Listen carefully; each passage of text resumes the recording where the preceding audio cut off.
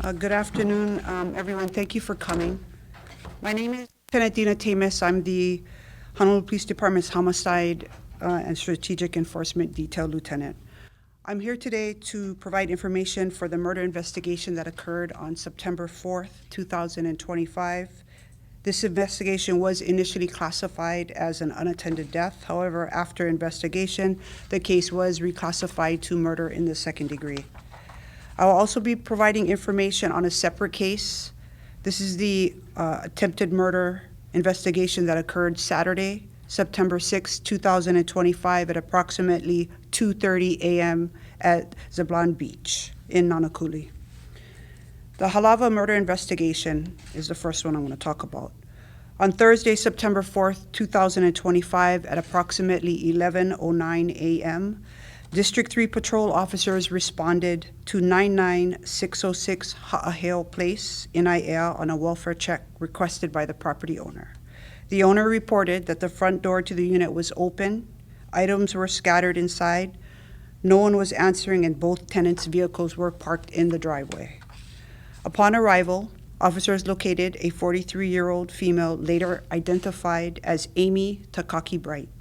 She was unresponsive in the hallway. She had appeared to have sustained multiple traumatic injuries to her face, neck, and the back of her head. These injuries were consistent with both blunt force and the use of a bladed weapon. She was pronounced dead at the scene at 12:59 p.m. The crime scene unit processed the residents, recovering numerous items to include a black tomahawk blade and a white fire extinguisher near the victim. On September 5th, 2025, the medical examiner's office conducted an autopsy. The cause of death was determined to be multiple chop wounds to head and neck. The manner of death was classified as homicide. Homicide strategic enforcement detectives learned that the victim's husband, 38-year-old Frank Bright, had been arrested the night before, on September 3rd at approximately 10:36 p.m. for unrelated charges.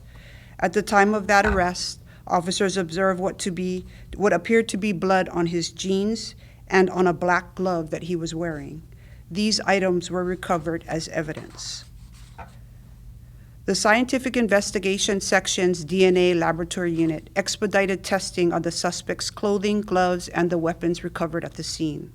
On September 6, 2025, the DNA Criminalist provided results showing that the blood on the tomahawk matched both the victim and the suspect, and the blood on Bright's jeans and gloves matched that of the victim.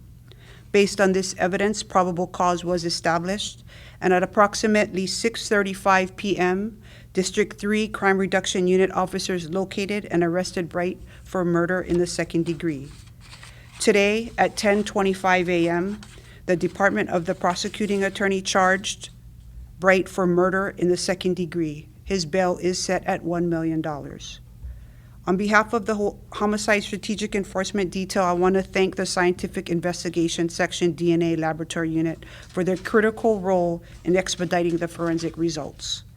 I also want to recognize the District 3 Crime Reduction Unit, detectives from the CID Cyber and Crime Analysis Unit for their assistance in gathering and reviewing cellular phone and video evidence. The cooperative efforts from all involved brought us to where we are today, and were critical in moving this investigation forward in a timely manner. Okay, I'm going to move on to the Zablan Beach attempted murder investigation. Please understand that some information will not be provided because this case is being actively investigated. The information is subject to change as the investigation continues. On Saturday, September 6, 2025, at approximately 2:30 a.m., District 8 patrol officers responded to Zablan Beach in Nanakuli after multiple gunshots were reported. Witnesses observed a dark-colored sedan pull up next to a white sedan parked in the parking lot. Witnesses further reported that at least one occupant from each vehicle exchanged gunfire before both vehicles fled the area. Shortly after, officers were informed that a young male was found lying on the roadway on Pohakunui Avenue with a gunshot wound. EMS transported the male to the Queens Medical Center, where he remains in critical condition. He was later identified as a 17-year-old juvenile male. An attempted murder in the second degree was initiated. As officers continued investigating, District 8 officers were dispatched to the Waianae Coast Comprehensive Center on reports of a male suffering from a gunshot wound. He was identified as a 19-year-old male. The male provided a verbal statement that he had been at Zablan Beach when he was shot but did not know who shot him. Due to his condition, no further information could be obtained as he was receiving treatment. Based on this report, officers initiated a second attempted murder in the second degree. Later that morning, a white Toyota Camry parked unoccupied at the end of Pahe'ehe'e Road was located by a witness. That vehicle was subsequently identified as being involved in this incident. Information regarding the shooting was provided to the Honolulu Police Department social media team for release to the public.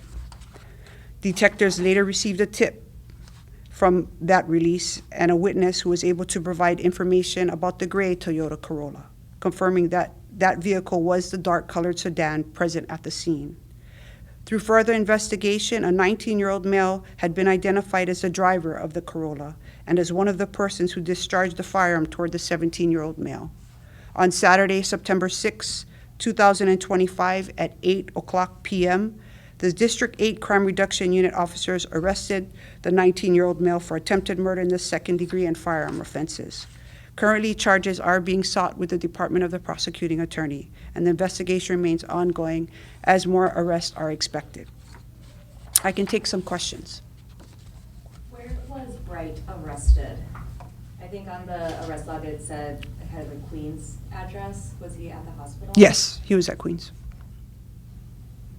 And then for the 19-year-old, the arrest address was here at the police station. Did he turn himself in? Yes, he came with someone else.